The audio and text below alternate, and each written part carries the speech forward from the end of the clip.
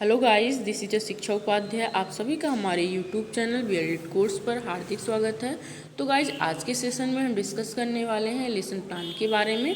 Lesson plan यानी math lesson plan, और इसके अंतर्गत जो टॉपिक है वो है परिमाप यानी कि पैरामीटर, जो कि आपके गणित के अंतर्गत आता है। अगर आपको लेसन प्लान परिमाप के बारे में बनाना है तो आपके लिए ये वीडियो हेल्पफुल है। तो चलिए गाइज, बिना किसी देरी के स्टार्ट करते हैं कि परिमाप का लेसन प्लान किस तरीके से बना सकते हैं हम। तो इस तरीके से पहले लिखा जाता है सामान्य उद्देश्य। सामान्य उद्देश्य जो होता है ये सब्जेक्ट से रिलेटेड रहता है, यानी अगर बच्चा मैथ पढ़ रहा है तो उसका क्या विकास होगा। तो इस तरीके से जो गणित को पढ़ने का जो महत्व है, उद्देश्य है, उसको यहाँ पर लिखा जाएगा।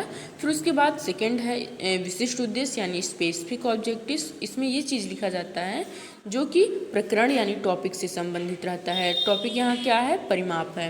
यानी अगर बच्चों को परिमाप पढ़ाया जाएगा तो उसका क्या विकास होगा, उसका क्या विकास होगा, जैसे कि उसकी क्या कौन सी स्किल्स डेवलप होगी, या उसकी अंडरस्टैंडिंग लेवल यानी जो बोधात्मक चीज़ें हैं, या उसकी जो समझ है कितनी विकसित होगी, या उसका ज्ञान कितना विकसित होगा। तो इसके बारे में यहाँ लिखा जाता है। फिर गाइस, इसके बाद है सहायक सामग्री। जैसे आप यहाँ देख सकते हैं त्रिभुज की आकृति है, आप ये क्लास में लेकर जा सकते हैं। आयत की आकृति लेकर जा सकते हैं, संकेतक और रोलर बोर्ड ये तो मान लीजिए है ही। इस तरीके से जो भी टीचिंग के आपकी टीचिंग को इफ़ेक्टिव बनाता है वो सभी टूल्स आप किस में लिखेंगे? आप टीचिंग एड्स यानी TLM के रूप में यहाँ पर लिखेंगे। फिर गाइस, उसके बाद है पूर्व ज्ञान, यानी जो टॉपिक आप पढ़ाने जा रहे हैं उससे रिलेटेड बच्चों को पहले से ही कितना जानकारी है, तो ये कहते हैं पूर्व ज्ञान को। फिर उसके बाद अब हम बच्चों से इंट्रोडक्टिव क्वेश्चन यानी प्रस्तावना प्रश्न पूछेंगे। इस तरीके से पूछेंगे, ये जो हम पूछेंगे वो लिख देंगे एक साइड, और यहाँ जो बच्चे रिस्पॉन्स करेंगे वो लिख देंगे। जैसे पहला क्वेश्चन है कि त्रिभुजाकार कटी हुई आकृति को दिखाते हुए यह क्या है। टीचर ये करेगा, मतलब त्रिभुजाकार कटी हुई आकृति को दिखाएगा और कहेगा कि यह क्या है। तो बच्चे कहेंगे यह त्रिभुज है, ट्रायंगल है। फिर टीचर कहेंगे कि आयताकार आकृति को क्या दिखाते हुए यह क्या, मतलब यह क्या है। अब आयताकार आकृति को दिखाते हुए टीचर कहेगा कि यह क्या है, तो बच्चे बताएंगे कि यह आयत है। फिर हमें कहना रहेगा कि त्रिभुज तथा आयत की बंद लंबाई के मापन को क्या कहते हैं। तो बच्चे हो सकता है यहाँ शांत हो जाएं। तो यहाँ पर आप समस्यात्मक प्रश्न भी लिख सकते हैं, या ऐसे ही डॉट डॉट करके छोड़ भी सकते हैं। फिर उसके बाद आपको अगर बच्चे बता लेते हैं तो भी ठीक, अगर नहीं बता पाते हैं तो भी ठीक। तो अपनी टॉपिक को, अपना जो भी आप क्लास में प्रेजेंट करने जा रहे हैं उसको प्रेजेंट करने से पहले आप बच्चों से कहेंगे संबोधित करते हुए कि बच्चों या छात्रों, आज हम गणित विषय के अंतर्गत परिमाप प्रकरण के बारे में विस्तार पूर्वक अध्ययन करेंगे। तो इस तरीके से आप यहाँ प्रस्तावना मतलब उद्देश्य कथन कहेंगे। फिर उसके बाद अब जो है आप अपने टॉपिक को यहाँ पर प्रेजेंट करेंगे क्लास में। तो हर एक टॉपिक को, जैसे पहले परिमाप की परिभाषा बताएंगे, फिर उसके बाद परिमाप से रिलेटेड जो भी चीज़ें रहेंगी वो बच्चों को आप समझाएंगे। क्योंकि आप यहाँ एग्जाम्पल टू रूल नहीं जा रहे हैं, यहाँ आप रूल टू एग्जाम्पल जा रहे हैं। क्योंकि यहाँ पहले परिभाषा बताई जा रही है, फिर उदाहरण, यहाँ जैसे मतलब उदाहरण समझा रहा है। पहले परिभाषा है, फिर उसके बाद उदाहरण है, यानी नियम से उदाहरण की ओर। और जब एग्जाम्पल टू रूल चला जाता है तब होता है आगमन, इंडक्टिव। लेकिन जब रूल टू एग्जाम्पल चला जाता है तो उसको निगमन विधि या डिडक्टिव मेथड कहते हैं। तो यहाँ रूल टू एग्जाम्पल चला गया, इसलिए यहाँ डिडक्टिव यानी निगमन विधि का यूज़ हुआ है।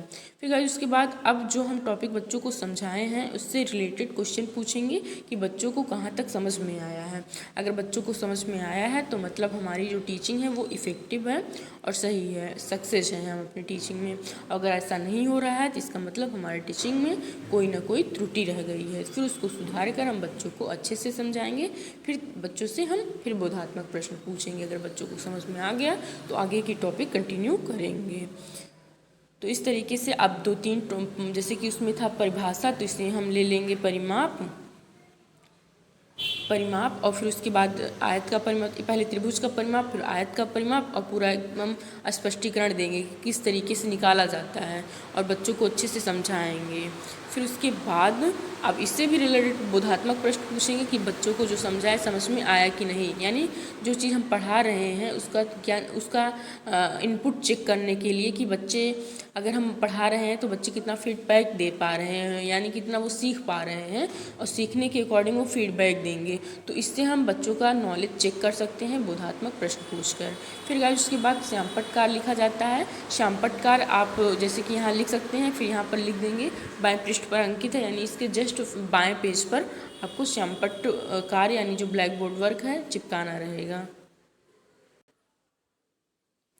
तो गाइज इस तरीके से आप ब्लैक बोर्ड वर्क जो है बाएं पेज पर चिपका सकते हैं ऐसे लिखकर। तो फिर ब्लैक बोर्ड वर्क लिखने के बाद आपको इंस्पेक्शन वर्क लिखना रहेगा, यानी आप क्लास में कैसे इंस्पेक्शन करी हैं ये सब। और फिर उसके बाद पुनरावृत्ति प्रश्न यानी रिकैप्चुलेटरी क्वेश्चन, यानी कि वही प्रश्न आप फिर से बच्चों को देंगे जो आपने बताया है क्लास में। अगर बच्चे फिर वो बच्चों से निकलवाने के लिए कहेंगे, और अगर आपको सही लगे तो आप ब्लैक बोर्ड पर भी एक एक करके बच्चों को बुला सकते हैं। फिर गाइज लास्ट में आपको होमवर्क देना है जिसको कहते हैं गृह कार्य। गृह कार्य ऐसा देना है जो कि आपसे आपके टॉपिक से रिलेटेड होना चाहिए, और बहुत ज़्यादा ब्रॉड में हमें बच्चों को गृह कार्य नहीं देना है। गृह कार्य जो है वो आपके टॉपिक से रिलेटेड, जो आप पढ़ाए हैं आज उसी से रिलेटेड बच्चों को देना है। तो ये रहा परिमाप का लेसन प्लान। तो गाइज मुझे उम्मीद है, आशा है आप लोगों को आज का सेशन बेहद पसंद आया होगा। अगर पसंद आया हो तो लाइक कीजिए, और चैनल पर पहली बार आए हैं तो चैनल को सब्सक्राइब कर दीजिए। बाकी अपने फ्रेंड सर्किल में भी शेयर कर दीजिएगा, ताकि ज़्यादा से ज़्यादा लोग इससे जुड़ सकें और अपना अच्छे से लेसन प्लान प्रिपेयर कर सकें। तो चलिए गाइज मिलते हैं नेक्स्ट वीडियो के साथ। Thank you guys, thanks for watching.